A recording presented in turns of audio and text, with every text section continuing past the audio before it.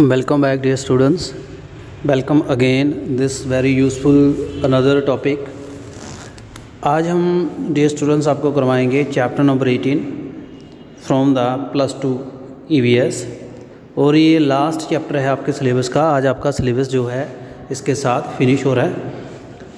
आज हम करेंगे एनवायरमेंटल एक्शन पार्ट 6। तो इसमें हम कम्युनिटीज़ मूवमेंट्स जो लोगों ने मिलके कुछ एफ़र्ट्स किए हैं, जतन किए हैं एनवायरनमेंट को प्रोटेक्ट करने के लिए, उसके ऊपर चर्चा करेंगे। फर्स्ट है यहाँ पे कम्युनिटी मूवमेंट में आ रहा है वन महोत्सव। वन महोत्सव क्या है? ये स्टार्ट हुए थे 1950 में by KM Munshi. Then ministry of food and agriculture ने इसको अडॉप्ट किया। इसका एम क्या था? To increase the forest resources and also reduce the soil erosion, जंगलों को बढ़ाना और मिट्टी को खुरने से बचाना। Van Mahotsav is celebrated during the first week of February and July every year. हर साल जो फरवरी और जुलाई का पहला हफ्ता होता है वहाँ ये मनाया जाता है पूरा हफ्ता। सॉइल एरोजन एक बिग प्रॉब्लम है। इसको कैसे कंट्रोल कर सकते हैं? By thick vegetation and extensive plantation. जो घने जो पेड़ हैं, झाड़ियाँ हैं, उनको उगाना और पेड़ लगाना। Roots of plant hold the soil particle and fallen leaf of the plant decrease the speed of water flow. तो रूट्स जो है मिट्टी को पकड़ के रखती हैं, इससे वाटर के फ्लो की स्पीड कम होती है। एक तो ये मेथड है वेजिटेशन का। सेकंड है बाय क्रॉप रोटेशन। ये आपको मैंने करवा दिया है कि क्रॉप रोटेशन करने से क्या होता है, मिट्टी की जो वैल्यू बढ़ती है, अलग अलग तरह के उसमें पार्टिकल्स ऐड होते हैं। सेकंड इसमें है चिपको मोमेंट। ये डिस्कस कर ही लिया है हमने एनवायरनमेंट मैनेजमेंट के अंडर चैप्टर नंबर 9 में पढ़ा था। सस्टेनेबल डेवलपमेंट में भी आया। Silent valley project. Chipko movement आपको पता है सुंदरलाल बहुगुणा शुरू किया था and that was mainly for the Garhwal area जो था वहाँ उत्तराखंड का, वहाँ हुआ था। जो लोग पेड़ काट रहे थे लीगली, उसको रोका था। लोगों ने पेड़ों को मतलब चिपक गए थे, कई लोग उसमें मरे थे। बाद में ये जंगलों की कटाई रुक गई थी। Silent Valley project. There is a small shielded forest in the western Ghat of Kerala known as the Silent Valley, surrounded by high ridges. It is one of the few places in India with no human habitation. It always remained as well preserved forest. It is very difficult to reach Silent Valley even on foot. ये silent valley है, शांत valley है, जो western घाट में है। इसमें अभी तक कोई ह्यूमन की इंटरफेरेंस नहीं हुई। इसमें इंटरफेरेंस स्टार्ट हुई थी पर लोगों ने इसका कड़ा विरोध किया, फिर ये रुकी। तो ये भी प्रोजेक्ट है। साइलेंट वैली की क्या इंपॉर्टेंस है? This forest is the store house of rare and vulnerable plant. कुछ जो विलुप्त प्रजातियाँ हैं, जो अल्प प्रजातियाँ जो कम मिलती हैं, उनका सोर्सेज है। एनिमल भी इसमें काफ़ी मिलते हैं। Several plant are medicinal value, दवाइयाँ बनती हैं। Also evergreen forest, hydnocarpus who seed contain soil use treat leprosy. कोढ़ की बीमारी में इसके शीड यूज़ होते हैं। रेयर फोना जो एनिमल्स हैं, जैसे लॉइन टेल्ड मैकॉ एक मंकी है, ये थ्रेटन्ड स्पीसीज़ है। ग्रेट इंडियन हॉर्नबिल यहाँ मिलते हैं। डिस्प्यूट ऑफ प्रोजेक्ट, इसमें डिस्प्यूट का था 1972 में। Proposal was put forward by Kerala state electricity board KSEB to build 130 meter high dam across the Kunthipuzha river to create a reservoir in the silent valley. तो उन्होंने कहा था कि 130 मीटर का हम एक डैम बनाएंगे वहाँ इलेक्ट्रिसिटी के लिए उस जंगल में। This aim was aim to generate more energy for the power deficit people of the Palghat and Malappuram district of Kerala, enhancing the irrigation facilities to increase the agriculture production and to generate the employment for the 1000 people. ये कुछ वहाँ villages थे, पालघाट था, मलप्पुरम था केरला का, वहाँ बिजली की समस्या थी और खेती बाड़ी में सिंचाई की समस्या थी। तो इस इलेक्ट्रिसिटी यूनिट से ये समस्या सॉल्व होने वाली थी। This project required a large scale deforestation. तो इसको लगाने के लिए काफ़ी ज़्यादा जंगलों की कटाई होनी थी।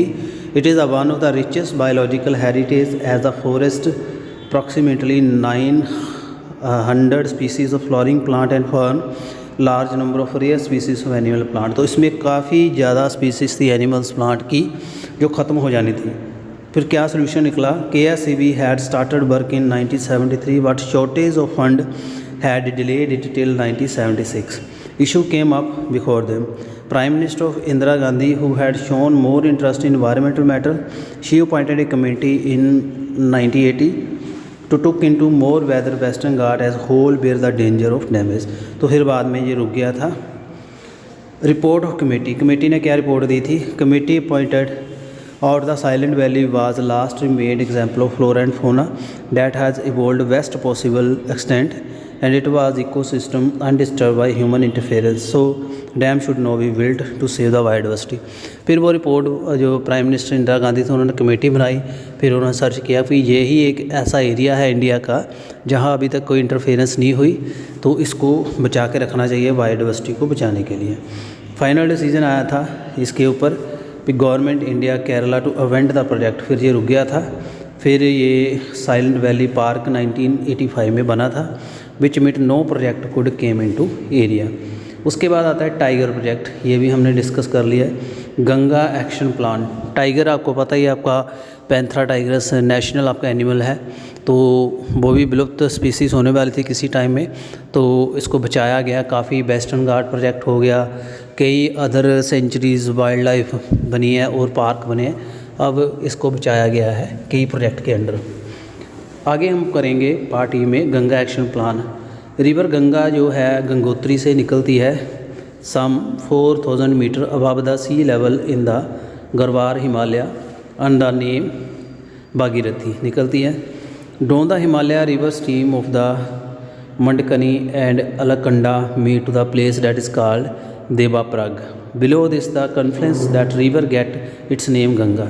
बाद में ये गंगा में कन्वर्ट होती है. Ganga run it's course of river 2500 kilometre from Gangotri in Himalaya to Ganga Sagar in bay of Bengal. इतना सफ़र तय करती है. सो गंगा एक्शन प्लान जो GAP है जी 1985 में शुरू हुआ था. इसका एम क्या था? To improve the water quality, permit the safe bathing all long 20 kilometre stretch of Ganga from Himalaya to bay of Bengal. इसका था अभी लोग कपड़े ना धोएं, पानी बचाना है उसको. जो प्लान था ये 25 कवर करता है town located in its basin. 6 UP में है, 4 बिहार और 15 है वेस्ट बंगाल में. इनके ऊपर फोकस था इस एक्शन प्लान का. तो ये आप देख सकते हो उत्तराखंड में हरिद्वार, फरुखाबाद, कानपुर, इलाहाबाद, वाराणसी, मिर्ज़ापुर. बिहार में छपरा, बगिलपुर, मुंगल, पटना. वेस्ट बंगाल में बेहरामपुर, चंदननगर, कल्याणी, वैली, बतपालिया, हुगी, चिनसुरा. ये जो टाउन्स हैं ये इसके अंडर आते हैं. और नीचे और भी दिए हैं जो आप पढ़ सकते हैं. 15 हैं जो आपके वेस्ट बंगाल में. तो इस प्लान की इम्पोर्टेंस क्या है इसमें? Garbage and excreta is poured into Ganga from the tour city on its way. Other sources of pollution in Ganga are open defecation site, bank of river, washermen's, cloth washings, animal blowing site and mass bathing, floral offering, dumping of unwanted half-eaten dead body. Industries contribute chemical effluent. Ganga pollution, toxicity kills the fish in large creation of the river. तो इसमें क्या है, इस pollution कैसे आता है इसमें? तो एक तो बात है यहाँ पे लोग कपड़े धोते हैं, मुर्दों को जलाते हैं, आधे जले फेंक देते हैं. लोग खुले में फिकेशन करते हैं, ठीक है ना, शौच करते हैं. निकल का जो मल मूत्र गिरता है, कपड़े धोते हैं, फैक्ट्रियों का जो पोल्यूटेड है गंदा पानी आता है. तो इससे टॉक्सिसिटी बढ़ गई है इन पोल्यूटन की वजह से, और काफ़ी फ़िश और अदर एनिमल मर रहे हैं गंगा रिवर के. Measurable factor to know quality of water. तो इसमें biological oxygen demand, pH of water, dissolve oxygen, ये कुछ ऐसे पैरामीटर होते हैं जिससे हम पानी का पोल्यूशन जो है चेक कर सकते हैं. ये सारे इसके डिस्टर्ब हो सके. फेजेस क्या है GAP की? It is divided into 2 phases. Phase 1 main task was to intercept and treat the wastewater from 25 cities in state of UP, Uttarakhand, Bihar and West Bengal. Phase 1 was to completed by March 1997. इसमें जो phase 1 था उसमें जो cities हैं और उसमें क्या किया गया था, जो पानी है उसके ऊपर काम किया गया और 1997 तक इसको कवर करना था. वेस्ट जो था इन सिटी का ट्रीट करना. And what was later extended as phase 2 till 1990, 1999 तक फिर फ़ेज़ 2 को एक्सटेंड कर दिया गया था। एंड इसमें 29 टाउन एंड सिटीज़ थी। Later the Jamuna action plan and the Damodar action plan, Gangotri action plan added to include the tributary of Ganga. फिर गंगा की जो ट्राइब्यूटरी जहाँ छोटी नदियाँ निकलती हैं, दामोदर होगी, गंगोत्री होगी और जमुना होगी, इनको भी साफ़ करना था, क्योंकि ये भी कहीं ना कहीं उसके ही निकलती हैं, उसको कंट्रीब्यूट करती हैं। सो इसको भी साफ़ करना ऐड किया गया था। More information. और गंगा जो प्रोजेक्ट डायरेक्टर थे has establish in ministry environment and forest to control the pollution of Ganga water. तो pollution control research institute PCRI और the Bharat heavy electrical limited Haridwar had been conducting monthly study to analyze quality of Ganga water. तो हर साल इसका पानी, ये जो authorities हैं PCRI इसको चेक करती है थॉरली। आउटकम क्या हुए? Study indicate the water quality of Ganga जो इम्प्रूव हुई है। Still a lot of parameter जैसे डिज़ोल्व ऑक्सीजन एंड BO2 है, ये अभी उनको ठीक करना बाकी है। Program has not been able to achieve what is really meant for it, the colour and the bad order still. पानी का रंग अभी भी साफ़ नहीं हुआ और अभी भी पानी उसका स्मेल मारता है। Sir MC Mehta has commended the GAP not to be successful because it is no public participation. तो उसने कहा था, MC मेहता ने, कमेटी मेंबर थे, उन्होंने कहा कि जब तक लोग वॉलंटियरली गंगा को साफ़ करने के लिए नहीं उतरते तो गवर्नमेंट इसको कुछ नहीं कर सकती, तब तक ये प्रोग्राम सही नहीं हो सकता। Joint Forest Management JFM, it is a forest management program started in 1990 in which the forest department and the village committee worked jointly to manage and protect the degraded forest land and adjacent to village. It is kind of the partnership between government and local community. So joint forest management 1990 में हुआ था। तो इसमें क्या था, जंगल जो है उनके ऑल अराउंड जो गांव हैं उनकी मिट्टी ख़राब हो रही है, उसको बचाना, वहाँ प्लांटेशन करना, और ये कम्युनिटी एंड गवर्नमेंट का एक कॉम्बो एफर्ट था। और village community is represented through an institution which is commonly called the forest protection committee. FPC बनी थी 2003 में। 17 स्टेट आई थी adapter the JFM program and through them over 63,000 FPC were managing around 14 million hectare of the forest land. तो ये बाद में काफ़ी ज़्यादा फैला था। ऑब्जेक्टिव क्या है? Involvement of NGO and government department and local community. Fruit and other tree can be grown identify places, grazing not allowed, ownership should not be given to beneficiary, financial help is given to beneficiary, village community is entitled or sharp prescribed by government state, and product like grass, top of branches and the minor forest products can be used by beneficiary। तो ये कुछ objective थे NGO का आना, वहाँ पक्षियों का चराना बंद करना, और कोई वहाँ किसी को ठेका नहीं देना, और लोकल अपना फ़ायदा ले सकता है। ये कुछ ऐसे आइडिया थे जो इसके ऑब्जेक्टिव थे JFM के। Student participation in tree rearing. Student participate actively in all afforestation and tree repairing program. Student can plant tree in the school, campus, house, backyard और anywhere. Student can give pet name to that plant according to convenience and they take care of that plant. On every birthday, student is supposed to plant a tree. It is important to plant a tree, but it is more important to protect it. So, students जो बच्चे हैं, school के विद्यार्थी हैं, वो भी contribute कर सकते हैं। एक प्लांट को अडॉप्ट कर सकते हैं, अपनी मर्ज़ी से उसका नाम रख सकते हैं, पेट नेम रख सकते हैं, जैसे हम डॉग्स का रखते हैं, एनिमल्स अदर का रखते हैं, उसको केयर करें, उसको संभालें, और इवन अपने जन्मदिन के ऊपर एक प्लांट लगा सकते हैं। ये कुछ ऐसा है। तो ट्री प्लांट करना इम्पॉर्टेंट है, बट ज़्यादा इम्पोर्टेंट है उसको प्रोटेक्ट करना। ये नहीं है ट्री लगा दिया बाद में को खा ले। प्लांट लगाना और उसको छोड़ देना, इसका कोई फ़ायदा नहीं है। उसको बड़ा करना, उसको पालना, उसकी केयर करना, जो ज़्यादा इम्पोर्टेंट है। Social forestry is kind of afforestation programme. Aim is to utilise all unused land by planting different kind of tree where are useful to society such fruit tree, fodder giving tree, shady tree. Social forestry सामाजिक लोग गांव में जहाँ कुछ NGOs काम करते हैं, जहाँ कहीं ज़मीन बन मिल गई खाली, जहाँ कोई यूज़ नहीं हो रही, वहाँ ट्री लगा देने। ऐसे ट्री लगाने जैसे फ्रूट निकले, मेडिसिनल वैल्यू हो, फॉडर हो, जिससे एडवांटेज हो सके उसको भी लगा सकें। ऑब्जेक्टिव क्या है? प्रोवाइड फॉडर टू एनिमल, पशुओं को चारा देना। Provide fuel to rural people to understand importance of forest, to maintain the ecological balance. Provide timber fruit to some extent, timber होती है फर्नीचर की लकड़ी। टू प्रोवाइड शेड, छांव प्रोवाइड करना। टू प्रोटेक्ट सॉइल इरोजन, मिट्टी को खुरने से बचाना। तो ये कुछ ऐसे इसके ऑब्जेक्टिव हैं। सोशल फॉरेस्ट्री की क्लासिफिकेशन है। सोशल फॉरेस्ट्री को स्टार्टिंग में रखा गया था नेशनल रूरल एम्प्लॉयमेंट प्रोग्राम, तो no it has been under the integrated rural development programme.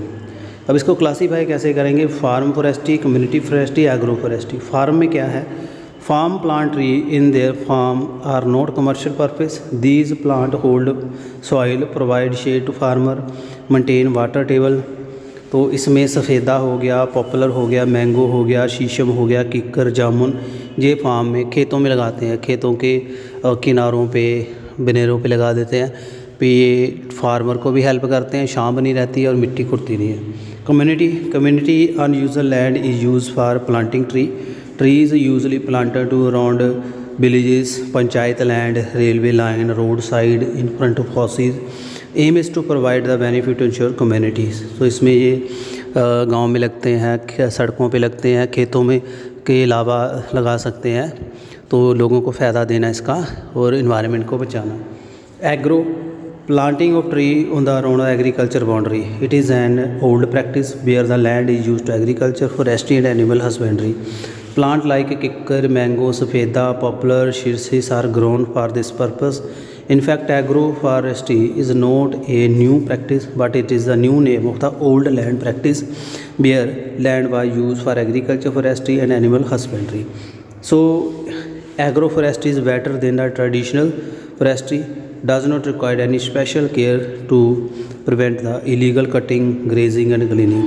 So जो एग्रो फॉरेस्ट्री है ट्रेडिशनल से बेटर है, क्योंकि खेत में लगाएंगे, एग्रीकल्चर के साथ ट्री प्लांटेशन करेंगे, तो किसान जो हैं अपने खेतों की तो संभाल करता है, फसल के साथ साथ इन पेड़ों की भी संभाल करेगा, तो ये बेटर है। आई थिंक आपको ये सारा क्लियर है। तो स्टूडेंट्स, इसके साथ आपका ये सिलेबस आज कवर होता है और हमने लास्ट चैप्टर कर लिया था एनवायरनमेंट एक्शन पार्ट 6। तो इसमें आपके 4 क्वेश्चंस हैं, ये आपने सॉल्व करते हैं।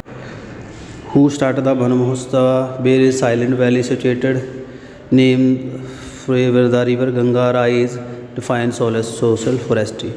सो कैसा वीडियो लगा मुझे काइंडली ज़रूर कमेंट करके बताइएगा, और अगर आपको इसके कोई डाउट लगता है, कोई कन्फ्यूज़न है, तो व्हाट्सएप के मुझसे कहीं भी कभी भी बात कर सकते हैं। और काफ़ी इम्पोर्टेंट चैप्टर है ये, कॉम्पिटिटिव एग्ज़ाम के पॉइंट ऑफ व्यू से भी, और आपके पेपर में तो ये आएंगे। Thanks for watching and good luck for your exam.